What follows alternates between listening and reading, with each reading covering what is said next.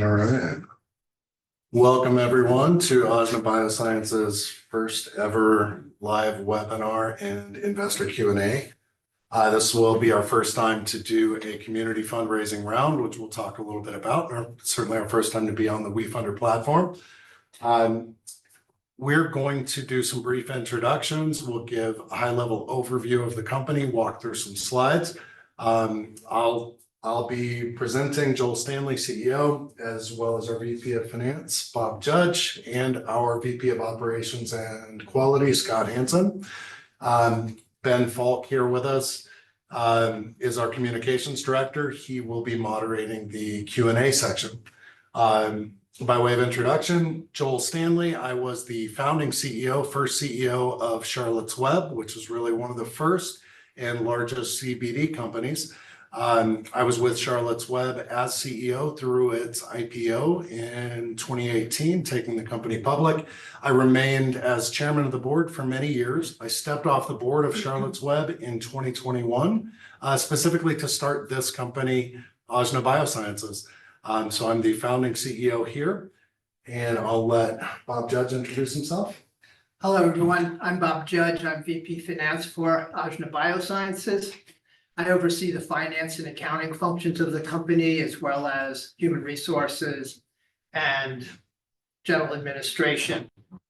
I've been a CFO of various companies for the last 30 plus years, involved in many industries, including CBD. I started out my career with KPMG, performing audits and accounting advisory services to different size companies, public and private. I've been involved in numerous M&A transactions and business exits and IPO here and there. Scott? Scott Hansen, VP of Operations and Quality. I spent 23 years in traditional pharmaceuticals and biotech. Most of that time was spent with one of the top generic pharmaceutical manufacturers, Sandoz. After that, about 10 years in natural products, joining Joel and his brothers, helping to get Charlotte's Web off the ground as a company. I was the first director of quality for Charlotte's Web. I served in various roles in natural products and pharmaceuticals across operations, including quality, R&D, and product development. All right. Thanks, Scott. I'm going to share my screen. We'll walk through a company overview. It's important before we get fully started to note that we're very excited about AJNA Biosciences. These are forward-looking statements. We're not giving specific investment advice today. And if you have any questions about the investment or the WeFunder platform, I encourage you to go to the terms and conditions on the WeFunder page.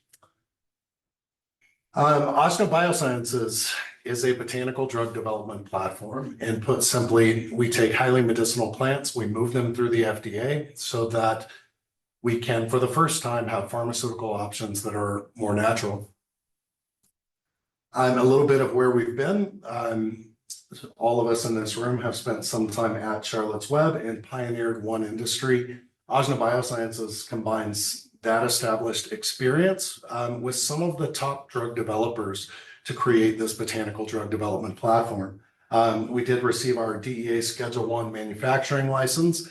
That's right here in our state-of-the-art laboratory, right here just outside of Denver, Colorado. To date, we've raised over $25 million in the company and in our lead drug. We have 2 drugs in the pipeline, which Scott Hansen will speak more to. The first one is a cannabinoid formulation for autism spectrum disorder. The second one is a full spectrum psilocybin as a novel antidepressant. The problem we're solving at AJNA is that people really want natural options. The desire for organic options, more natural options within medicine is huge for all of us. But when we go to see our doctor, our doctors can only legally prescribe conventional pharmaceuticals that have made it through the FDA. And unfortunately, most of those drugs are very unnatural. So AJNA bridges the gap, and this is the space we play in. So we bring the world of natural medicine into the ecosystem of modern or Western medicine. And we've built a platform here to do this over and over again, not just with the first 2 drugs in the pipeline, but in our lifetime, we intend to bring multiple botanical drugs to market over and over again. Botanical drug development wasn't possible until fairly recently. The advent of new technology that allows us to characterize multiple molecules in a botanical substance, combine that with the fact that the regulatory pathways through the FDA are brand new, and the fact that people want natural options within medicine where none exist, we believe we're going to be a major disruptor in a $678 billion pharmaceutical market. Now, to access that opportunity, you have to have all of the right pieces in place, and this is why not everyone is doing this. First, conventional laboratories and pharmaceutical companies are built a different way. You have to have a very unique infrastructure, the right kind of equipment to move a botanical drug through the FDA. And you have to have the right experience in chemistry, manufacturing, controls. I would say this is really the hardest part of botanical drug development. What we've done is combined conventional drug development experience, like Scott Hansen in the room, with natural products experience to nail the CMC, chemistry manufacturing part through the FDA. Now, all drugs need to have regulatory sensitivity when they approach the FDA, but especially for a new program like botanical drug development. I'll highlight Jim Weedow here. He's on our team, and he spent 17 years inside the FDA, and he's the primary author of the FDA's botanical drug development guidance. So literally the book by which we use, the rule book to use to bring botanical drugs through the FDA, one of our team members wrote the book.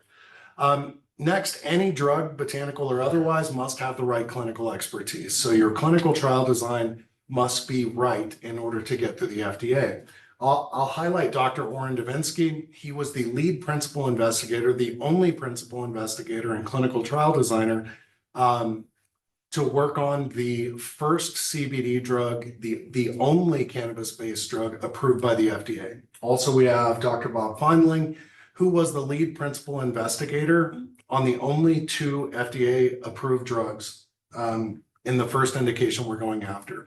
So really all of this is an all-star roster to do what we're doing, not just for botanical drugs, but also for the specific drugs we have in the pipeline. In order to access the $678 billion opportunity, you have to have all these pieces in play. There are some advantages to botanical drugs. Blue ocean strategy, really we're a company that is solving a problem in a new category in a way that really no other company can. The next one that I'll highlight is the intellectual property paradigm. Conventional drugs get what's called FDA indication exclusivity. This is a 5 to 7 year protection from other companies coming in to make generics of the drug. With a botanical drug, our first line of defense is we get 20-year plant variety protection patents. And even when those expire, it's very, very difficult to genericize a multi-compound, full spectrum botanical mixture. So we believe we're creating drugs that will likely never see generic competition. Then, of course, the barriers to entry and everything we've built to overcome those barriers really put us alone in this category. I'll turn it over to Scott Hansen to take a little bit deeper dive into each of our drugs. Thanks, Joel.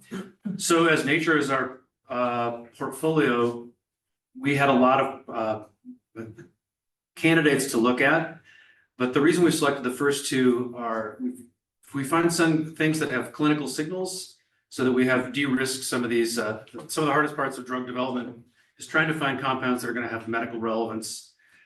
In choosing a cannabinoid formulation and a psilocybin formulation, we feel like we've de-risked that. So our first drug, AJ001, is a full spectrum cannabinoid formulation. Our indication that we've chosen is irritability due to the autism spectrum disorder. As you can see, we've got an addressable market of about 7.1 million US, 75 million globally.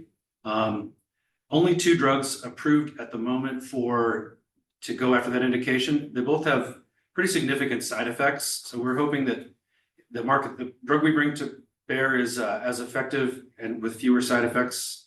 You can see one of the big differences in botanical drugs versus conventional drugs. Conventional drugs are single molecule, potentially with some other things that are controlled either through impurities or other products. But by design, the natural products that we bring to bear contain things that are in situ in nature. We think that these collaborative compounds play a distinct role in the therapeutic output of this project and others. So AJ001 has just cleared, as Joel pointed out earlier, in the spring, we cleared our phase 1 clinical trials. Here's the milestones for that. You can see where our phase 1 was there. We're currently working towards IND submission. That's when we let the FDA know this is what we've done. This is our characterization, the chemistry manufacturing controls we'll present to them, and our proposal for our phase 2 clinical trials. And you can see the timeline there. The values are represented in risk mitigated net present value. Those are based on the phases as you go through the phases of clinical trials. It gains value, and we believe it's, we've mitigated the risk by choosing a candidate that is already proven to be clinically relevant. AJ002, our second drug in the pipeline, is psilocybin mushroom based. Again, a complicated botanical mixture, as you can see by that ring in the upper corner there. Doesn't just contain psilocybin or psilocin, it contains other tryptamines or other compounds that are naturally occurring in the mushrooms themselves. And that is by design, trying to identify a therapeutic approach in nature. This is a massive market. We're looking at generalized anxiety disorder. So it's a much larger market. Therefore, the value of this potential drug is larger, as you'll see in later presentations from Bob. We're targeting a pretty conservative 6% market share. There are a lot of other drugs on the market. SSRIs are being used a lot. They have side effects. So we're hoping that our drug is as effective or more effective, again, with fewer side effects. Microdosing in the general population is quite popular, which I think denotes why we're onto something. Our target indication is going to be subperceptual microdose, so that we can be used for daily use. Again, here's the milestone and value trajectory. We have selected our cultivar. We're currently using a patent pending process of extraction so that we can make the drug substance. We're finalizing that. Preclinical is our next entrance point, and then we interface with the FDA, giving them our pre-IND information. And again, the net present value de-risking scales up as we go through the different aspects of the FDA review process. All right, thanks, Scott. One thing I'll say, this risk-adjusted net present value, this is the way that pre-revenue drugs are always valued. So it's a model that's used over and over again in the pharmaceutical industry. Turn it over to you, Bob. Right, so this slide shows the growth trajectory of the RNPV values and then potential liquidity events over time from 2022 through 2032, which is expected to be the drug development life cycle. And you can see, if you start by looking at the green line, you'll see that over time, the green line continues to grow as it's representing the combined RNPV values of both of the drugs. You'll see it grows from 31 million in 2022 up to 5.75 billion in 2032. Underneath that green line, there's an orange and blue bars. The blue bars representing the AJ002 or psilocybin drug and its growth and RNPV value over time. And then the orange bar represents the AJ001 RNPV value for the CBD-based drug. Now, the reason that the orange bar is so much lower than the blue is it represents AJNA's 40% investment in that company. So if it were 100%, it would be almost as high as the blue bars. As you follow along the green line, you'll see the dotted lines coming down, which represent certain milestones in the drug development life cycle phase 1, phase 2, phase 3, all the way up through the FDA reviews and approvals. And as the drug's life cycle and the R&D work proceeds along this path, the RNP value or the valuation of the drug continues to increase as it achieves successfully each one of these milestones. Up above on the top, you'll see the orange line, the big orange arrows. And what these are doing is suggesting that sometime perhaps in 2026 or after, the drugs or the company itself might be in a position for a liquidity event, which could represent itself as an IPO. It could be an M&A event, meaning an acquisition of the drug or the company as a whole, or it could be a recapitalization where another entity, party comes in and buys out part of the company and takes larger share of ownership. But all these different events potentially could happen as the drug development successfully moves forward over time. And then I'll move to the next slide. So the investment opportunity that we're talking about today with AJNA Biosciences is probably the best now is the best time to move in on this investment opportunity. The early bird offering that we're offering is at a discount to the pre-money valuation of the company. It's on the same terms as what institutional investors have recently invested at. There's $400,000 of early bird investment available. And right now, we've already subscribed about 25% of that amount. So if you want to get in on this opportunity, go to wefunder.com/AJNA, and you can invest there and you can see all the terms of investment as well as other information about the company and the offering. Thank you, Bob. And that's right, I do have a quick announcement. We, since we launched this campaign just this last week, we have another 750,000 committed on the Reg D side. So this raise is going fantastically. Congratulations, go us. You know, I just want to highlight one more time. We've attracted for this mission. This is very important. These 2 drugs in the pipeline are very important drugs for anxiety and for the autism community. And what we're doing larger, bringing botanical drugs into the pharmaceutical ecosystem is a big job. And it's so important that we've attracted what I believe are really the best of the best in the world. This is an all-star roster, the A++ team. I could brag on every one of these individuals, but we have people from major institutions. These guys, Matt Johnson, Michael Bogenschutz, I'll just speak to this advisory board. They're some of the world's top psilocybin researchers. Ryan Vandry runs cannabinoid research at Johns Hopkins. Stacy Gruber runs the same at Harvard Medical. Marcel Von Miller, Chief Science Officer at Charlotte's Web and advising AJNA, is one of the world's top cannabinoid researchers, one of the most published cannabinoid researchers, and Gene Morse from University of Buffalo is the PharmD in the room, and probably no one has run more assays for cannabinoid drugs than Gene. So I could brag on everyone, but I'll say this who's who team, these folks were the first people I chose. They were attracted to this mission because it's very important. So I want you to believe in the team and what we've built at AJNA above everything, because these are the people who execute on this beautiful vision. This is a mission for a new medicine.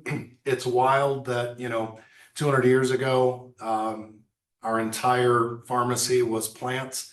And now we're just now bringing plants back to the medical ecosystem because our technology has evolved enough to partner back with them. So we're taking ancient medicine and making new medicine out of it by partnering with new technology. We'll move into the Q&A section, which Ben will moderate for us. Perfect. Thank you, guys. Yeah, go ahead and submit those questions on the Q&A function there on the webinar, guys, and as they come in, we'll get them answered. First one here, hey Winston, thanks for submitting a question. How do you envision psilocybin and other botanicals evolving over the next 5 to 10 years in terms of treatment protocols, delivery methods, and integration within mainstream healthcare? Good question, Winston. I'll say, we'll speak to psilocybin for a moment. What we see in the macrodose psychedelic assisted therapy starting to evolve with MAPS and Lykos moving MDMA through.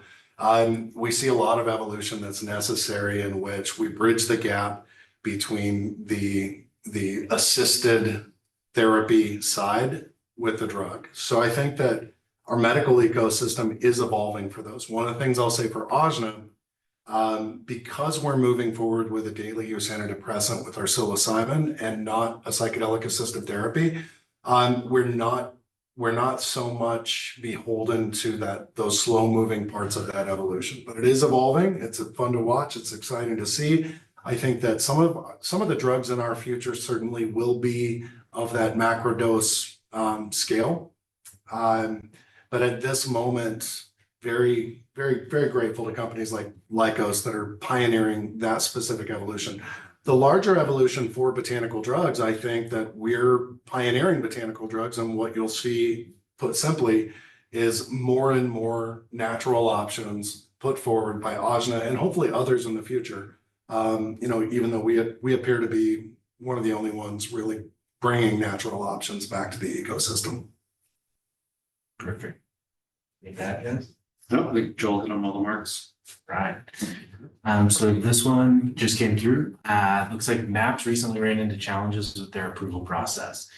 What makes you believe that your process and products are more likely to successfully move through this complex process? Well, I'll pick up where Joel left off. We've selected a microdose.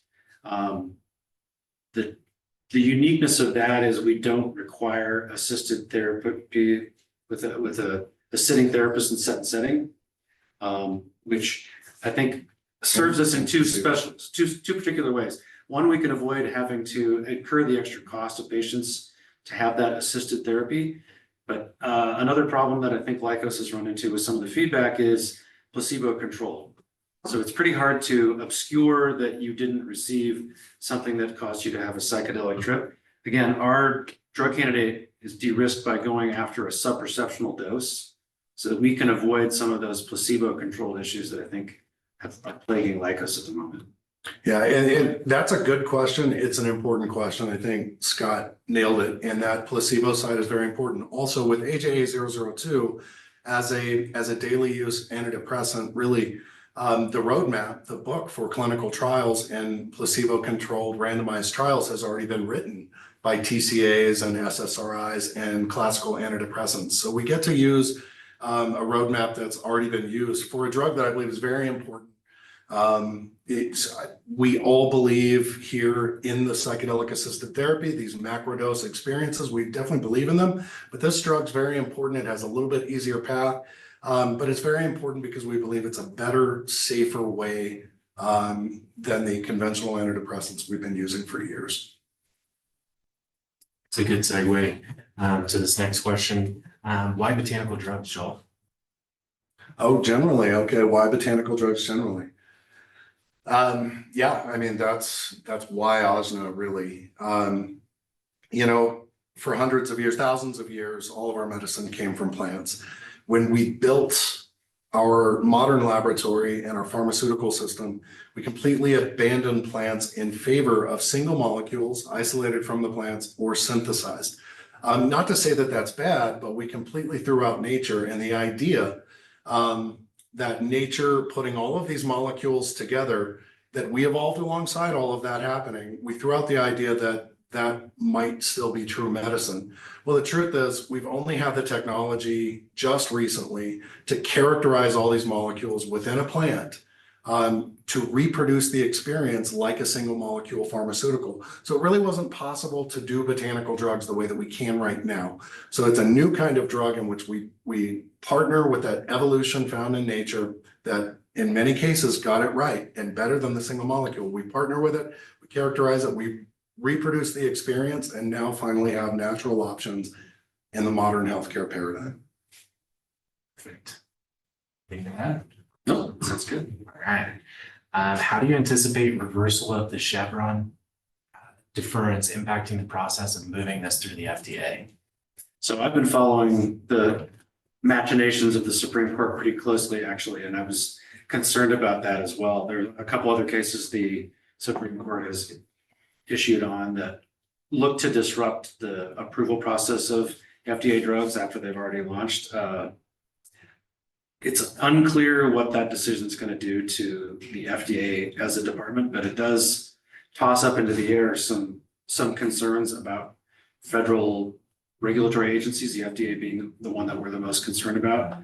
I'm hoping that it's a narrow enough read for the Supreme Court that it doesn't disrupt the general flow of drug development. Otherwise, you'll see a lot of other people innovating drugs cautiously pulling back. At the moment, we have no reason to change course, and I don't think any other drug developers would either. Awesome. As research progresses, do you foresee psilocybin-based treatments competing directly with patented psychiatric drugs? If so, what strategies might AJNA employ to establish a strong market position? So one more time. Yeah, as research progresses, do you foresee psilocybin-based treatments competing directly with patented psychiatric drugs?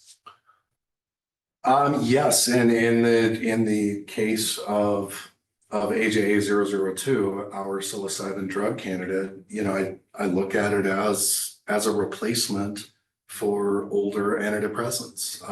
I think that it will be. I think that in many ways, and we could, we only have so much time, but we could drill down on the science of what psilocybin and more specifically psilocin represent by way of mimicking as an exogenous coming from nature version of our own serotonin.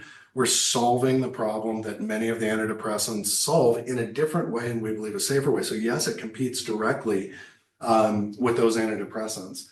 I don't think that we really have anything in the conventional drug world that we can compare to the macrodose experiences. Although, yes, I think those macrodose experiences, once they're proven out, once they make it through the FDA, are going to compete with traditional modalities to deal with mental health, because I think we have something far more powerful at our fingertips now that the world is accepting psychedelics through the FDA process. Great questions, guys. Keep them coming. That's good. Got another one here. There's a general concern that taking this process through to completion and compartmentalization of plants as medicine within the pharma space will ultimately turn it into a profit first instead of patient first model. How do you anticipate managing patient access to these types of medicines over time, since the US system is built on making them difficult to access and very expensive? Yeah, this is a great question. And, coming from Charlotte's Web, I come from a mission-based company where we were, the first thing we were doing was creating products that help people.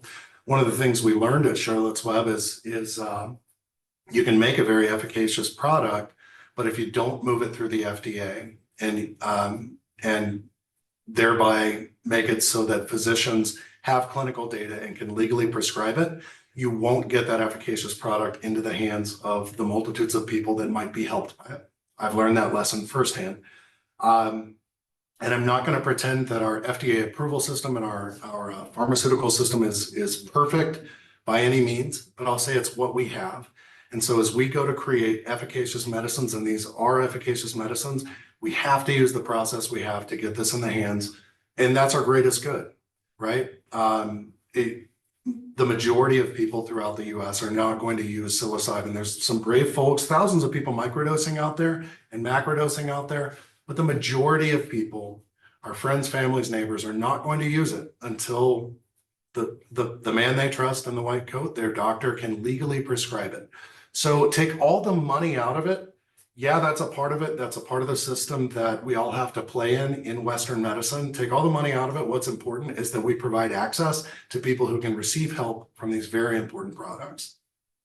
I'll add too that natural products give us the opportunity to, again, one of the most risky parts of drug development is finding these compounds. By de-risking some of that and basing our inputs on natural products, we have the opportunity to potentially lower production costs. That's no guarantee. The cost to go through FDA clinical trials still is a high bar, but that's another aspect to botanical drugs. Yeah, and insurance coverage is a huge thing. You can try and keep your price down. We did that at Charlotte's Web. We kept our prices low as we could for as long as we could.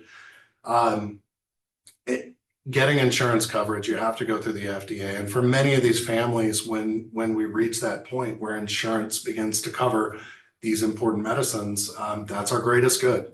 And the system is the system, right? We all have to operate within it. I love this one since it's a WeFunder investor webinar. Why did you decide to raise on WeFunder?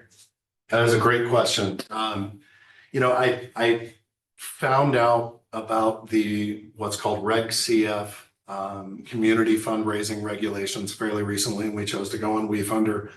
When I was building Charlotte's Web, I had friends, family, neighbors, people who were using Charlotte's Web that really wanted to invest in Charlotte's Web long before we took the company public. I couldn't let them back then because these regulations didn't exist. So to put it in perspective, Charlotte's Web, the first valuation that I was raising at Charlotte's Web, first time I raised money there, was at 30 million. Very similar to our current early bird terms, right? For AJNA Biosciences. Well, Charlotte's Web started there. After its IPO, a couple of years after its IPO, it went up above 2 billion in valuation. Well, everyone that was able to take that ride in value creation was really institutional, elite, already wealthy folks. And I'm grateful that they invested in Charlotte's Web and got it where it was, but they were able to take all of that value creation.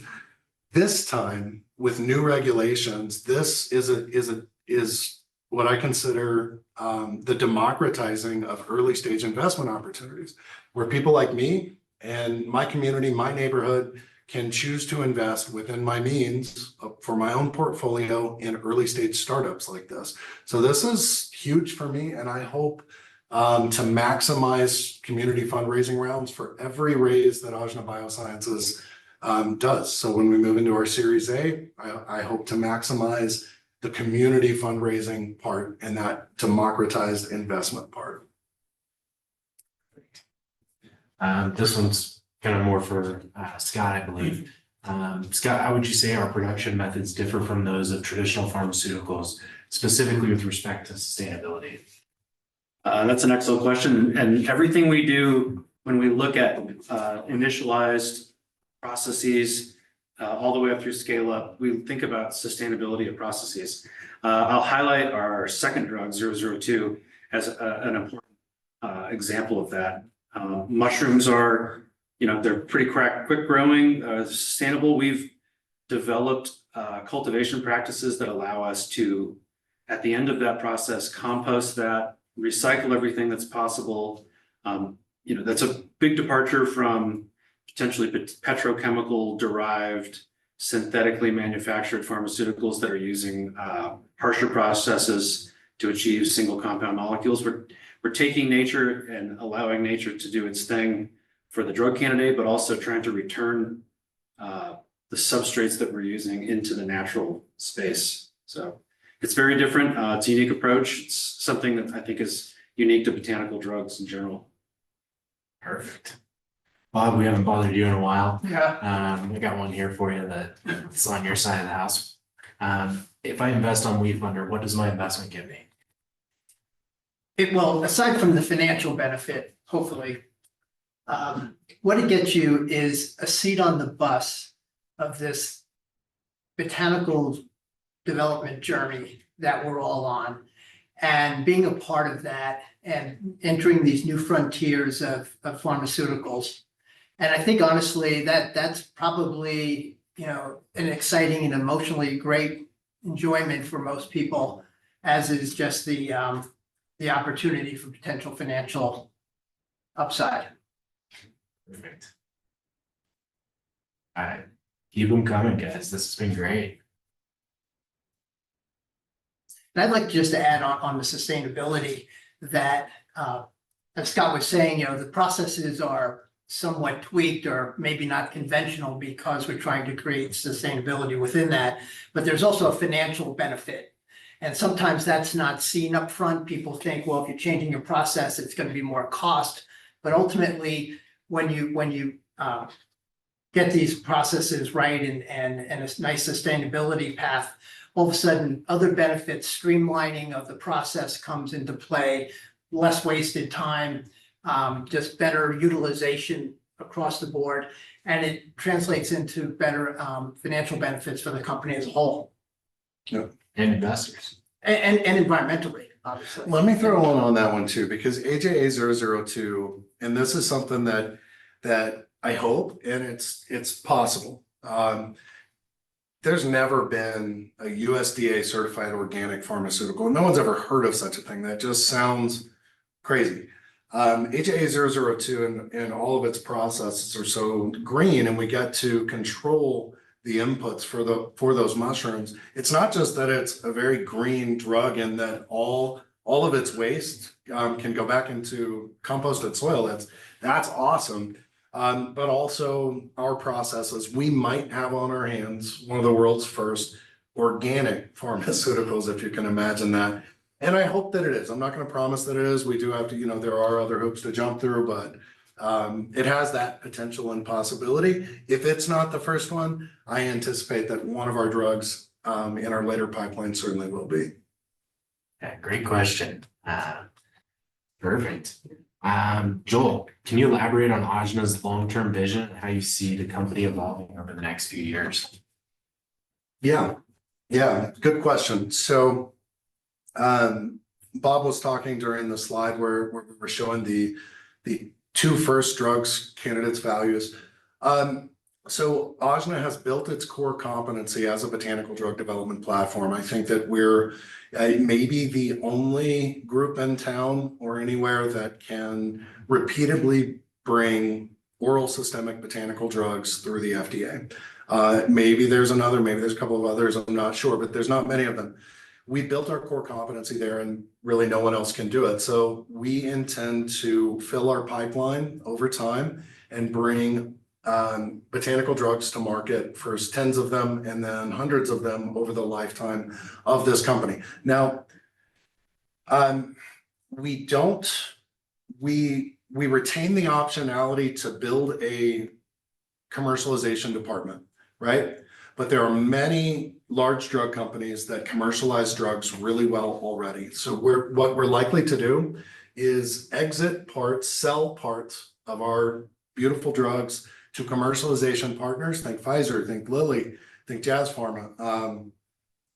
We intend to find commercialization partners and exit parts of our drugs, which will pay for the pipeline and for us to do what only we can do. Right? Some of these big companies have massive pharmaceutical sales rep teams.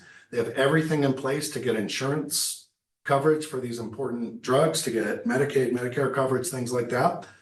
So our future is likely to find commercialization partners and to continue to bring as many botanical drugs as only we can bring to market in perpetuity. Perfect. Scott, I haven't bothered you in a while. How does AJNA ensure the quality and safety of its botanical drugs since you oversee the quality department? Excellent question.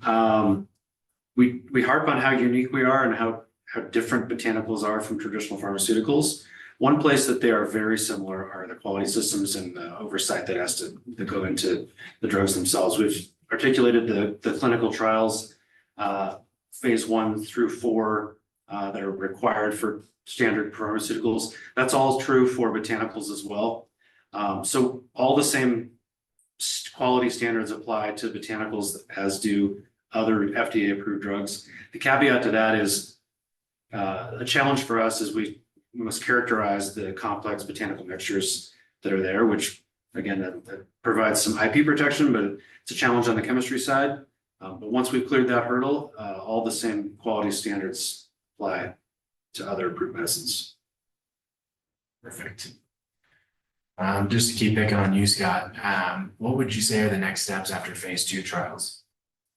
Excellent. So our first drug candidate is cleared phase 1. Our second drug candidate, looking at trying to combine 1 and 2, within the FDA's review. After that is phase 3. So backing up just a little bit, phase 1 is a safety trial to prove safety at the ranges that we're looking to dose that. Phase 2 is in the indication that we've selected to look at efficacy. Phase 3 then broadens that efficacy and safety study into a larger population. And it's not very well known to the public, but phase 4 is actually post-commercial monitoring through pharmacovigilance and any other issues that are seen with drug-drug interaction that weren't seen before in the development cycle. So It's, that's the stages that all drugs go through, and botanicals are no exception. Perfect. So when we look at the botanical drug market, Joel, how does AJNA differentiate itself from competitors? That's a good question. Yeah, what's the competitive landscape? I won't say that there's no competitive landscape, but keep in mind only 4 botanical drugs have been approved by the FDA. 3 of those are topical skins, creams, lotions, which are easier to get through. None of them are oral systemic drugs. So we really represent the first group moving oral systemic botanical drugs through that I know of anyway. So we don't see a lot of competition in a brand new space. Again, this is hard to do. You have to put all these pieces in place in order to create botanical drugs and move them through the FDA. It's not easy. So we don't see a lot of competition at the moment. However, we welcome it. It's very important to bring natural options, botanical medicine, ancient medicine back to the medical ecosystem, get it covered by insurance. That's very important to us. So we think that as we prove this out with these first 2 blockbuster potential drugs, we think we'll see competition come in. And for right now and for the foreseeable future, I'm going to say that a rising tide is only going to float all boats. So we welcome it. We think it's important. There's just not a lot at the moment. Awesome, guys. We've got about 5 more minutes here. Please submit your questions. And of course, if you think of something after we get off the call today, please check out our WeFunder campaign under the Ask a Question section. You can post those there. I'm going to do my best to get back to you on those within 24 hours. So I'll keep a watchful eye on those on our campaign page. Again, that's wefunder.com/AJNA. Feel free to check out all the information that's listed there. And I think the last question here is, what strategies are in place to drive adoption and market penetration for AJNA's products once they receive FDA approval? Yeah, so I think that goes a little bit into, what is our business model moving forward in that, we do have the optionality, should we choose to create our own commercialization department to commercialize the drugs. That would mean that we would be building physician education teams, we'd be building pharmaceutical sales rep teams, and we'd be, looking at getting insurance companies and payer systems to cover our drugs. Now, I think what we're likely to do, what's probably going to happen is that we're going to find commercialization partners, like Pfizer and larger companies that already have all of these institutions in place so that we can stick to what we're good at.